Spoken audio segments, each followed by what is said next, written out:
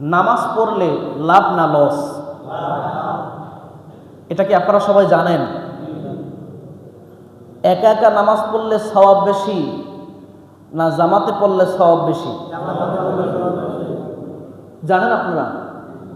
জানেন তো?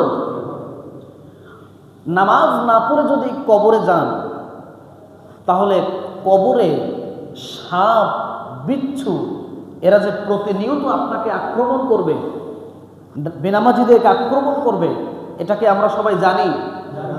বলেন জানি? বেনামাজি কিয়ামতে সব থেকে বেশি অপমানিত হবে, এ কথা কি আমরা জানি? কিয়ামতের দিন সর্বপ্রথম নামাজের হিসাব হবে, এ কথা কি আমরা জানি? শুধু কি আপনারা জানেন নাকি আরো অসংখ্য আমাদের মহল্লার অনেক মানুষ জানে? সবাই কিন্তু এ কথা জানে, কিন্তু কেন তারা আসে না? কারণ কি? এত সব কথা বলার পরেও, এত ভয়ঙ্কর কথা শোনার পরেও মানুষ কেন আসে না? কারণ হচ্ছে, প্রথমত এই নামাজ ওয়াজের বিষয় নয়। নামাজ কি ওয়াজের বিষয় না।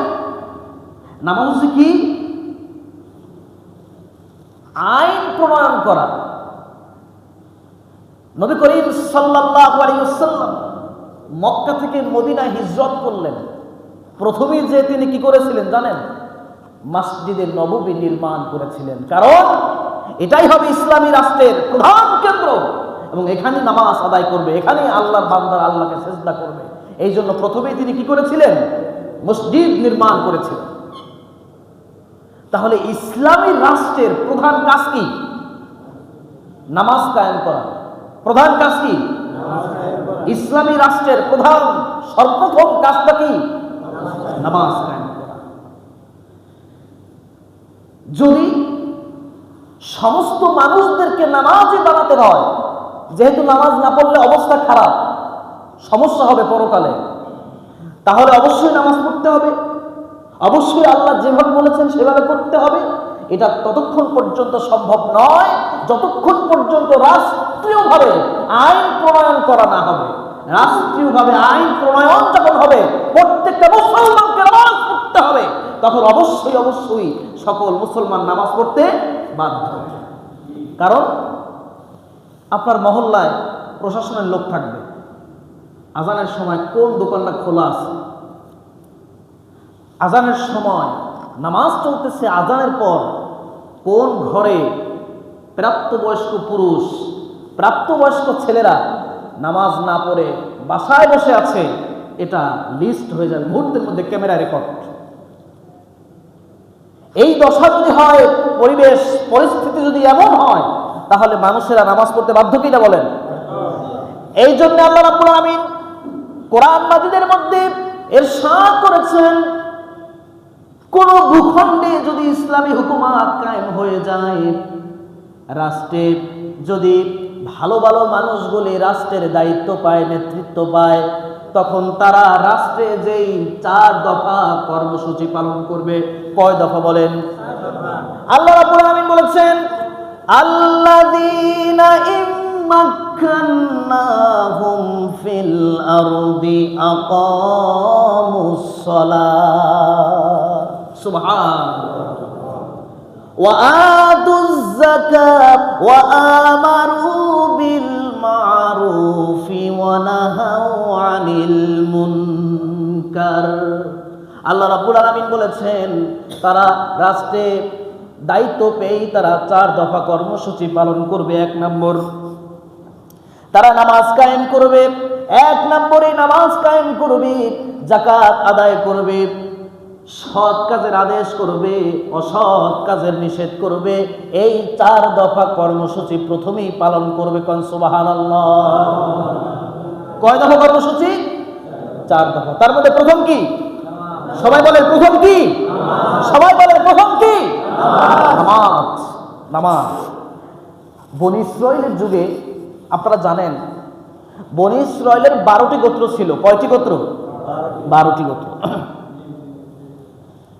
12টি গোত্র থেকে 12 জন নকিব নকিব মানে হচ্ছে প্রতিনিধি। ধরেন আমাদের রাষ্ট্রে যেমন মন্ত্রী আছে না, মন্ত্রী, এই মন্ত্রীদের যে পাওয়ার বা এমপিদের, একজন এমপির যে পাওয়ার, একজন নকিবের, বনী ইসরাঈলের যুগে একজন নকিবের সে পাওয়ার ছিল, অর্থাৎ তারা প্রত্যেকটা দলের নেতা। তাহলে 12টা গোত্র ছিল, 12টা গোত্র থেকে 12 জন নেতা আল্লাহ নির্বাচন করলেন। ওই নেতাদেরকে কোরআনের ভাষায় বলা হয়েছে নকিব। কি বলা হয়েছে? নাকিবা। এই 12 জন নকিবকে আল্লাহ নিযুক্ত করলেন। এরপরে তারা বলল, আল্লাহ আমরা চাই তুমি আমাদের সাথে থাকো, তুমি যদি আমাদের সাথে না থাকো তাহলে আমরা কিছুই করতে পারবো না, আমরা চাই তুমি আমাদের সাথে থাকো। আল্লাহ রাব্বুল আলামিন তাদেরকে কয়েকটি শর্ত দিয়েছিলেন যে এই শর্তগুলো যদি তোমরা পালন করো তাহলে আমি আল্লাহ পাক তোমাদের সাথে থাকব। সেই শর্তগুলোর মধ্যে 1 নম্বর শর্ত ছিল গোত্রে যে তোমরা নামাজ কায়েম করবে। কি করবে? নামাজ কায়েম করবে। নামাজ যদি কায়েম করো, 1 নম্বর শর্ত যদি পালন করো তাহলে আমি তোমাদের সাথে থাকব। সুবহানাল্লাহ পড়বেন না? এই কথা দ্বারা বোঝা যায় যে নামাজের গুরুত্ব শুধু আমাদের উপরে নয়, বরং বনী ইসরাঈলের উম্মতদের উপরেও, ওই সমস্ত নবীদের উপরেও একই কথা আল্লাহ পাক বলেছিলেন, একই নির্দেশ আল্লাহ রাব্বুল আলামিন দিয়েছিলেন। কোরআন মাজিদে আল্লাহ রাব্বুল আলামিন বলেছেন, ওয়ালাকাদ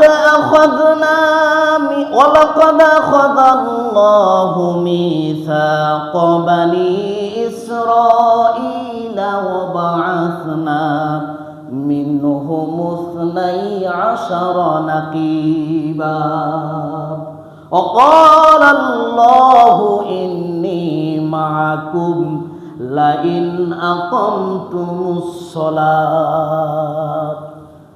কোরআন মাজিদে আল্লাহ রাব্বুল আলামিন বলেছেন, আমি বনী ইসরাঈলদের থেকে পাকাপোক্ত অঙ্গীকার নিয়েছিলাম যে তোমরা, এবং তাদের মধ্য থেকে 12 জন নকিব নিযুক্ত করেছিলাম, আর তাদেরকে বলেছিলাম আমি তোমাদের সাথে থাকব, আমি তোমাদের সাথে আছি, তোমরা তোমাদের গোত্রে গিয়ে নামাজ কায়েম করবা। যদি নামাজ কায়েম করো তাহলে আমি তোমাদের সাথে কি আছি। আল্লাহ রাব্বুল আলামিন নামাজ কায়েমের তৌফিক আল্লাহ আমাদেরকে দান করেন, পড়ছি আমিন। এখন প্রশ্ন হচ্ছে, ইসলামী হুকুমত কায়েম হলে সর্বপ্রথম নামাজের কথাই, নামাজের আইন কেন পাশ করা হবে? কারণ কি? আপনারা বলেন, আল্লাহ পাক কি বলেছেন যে যারা ভালো মানুষগুলো যখন নেতৃত্ব পাবে, ইসলামী হুকুমত যখন কায়েম হবে, তখন তারা রাষ্ট্রে গিয়েই প্রথমত সুদের বিরুদ্ধে আইন পাশ করবে। এই কথা আল্লাহ বলেছেন? কথা বলেন না কেন? বলেছেন। তারা প্রথমত গিয়েই যারা ঘুষ খায় এদের বিরুদ্ধে আইন পাশ করবে, ঘুষের বিরুদ্ধে আইন পাশ করবে। এই কথা বলেছেন। যারা জেনা করে, ব্যভিচারে লিপ্ত, যারা হারাম খায়, এই সমস্ত মানুষগুলির বিরুদ্ধে, এই সমস্ত পাপের বিরুদ্ধে আইন পাশ করবে। এ কথা বলেছেন? জোরে বলেন। সর্বপ্রথম কি বলেছেন? জোরে বলেন সবাই, কি বলেছেন? কারণ কি? কারণটা কি? আপনি দেখেন, কোরআনটা আসলে চিন্তা করার বিষয়। কোরআন হাদিস কিসের বিষয়? চিন্তা করতে হবে। কারণ কি? নামাজ তো আমরা পড়তেছি, আমরা পড়ি না? এই নামাজই তো কায়েম করবে রাষ্ট্রে। এই নামাজ যে আমরা পড়ি, 5 ওয়াক্ত নামাজ, ফজরে 2 রাকাত ফরজ, 2 রাকাত সুন্নাহ, এই যে সিস্টেম, এই সিস্টেমই রাষ্ট্রে কায়েম করবে। এই যে নামাজ আমরা পড়ি, এই যে নামাজ তারা বাড়াই টারাই করবে না, বরং আল্লাহ রাসূল যা দিয়েছেন ঠিক নামাজই তারা প্রতিষ্ঠা করবে, প্রথম এই আইন পাস করবে। কারণ কি? এর অনেকগুলি কারণ আছে। আমি আপনাদের সম্মুখে 6টা কারণ বলবো। কয়টা কারণ? 6টা। যে ইসলামী রাষ্ট্র কায়েম হলে সর্বপ্রথম নামাজের বিল কেন আনবে, 4টা কারণ বলবো। কয়টা কারণ? 4।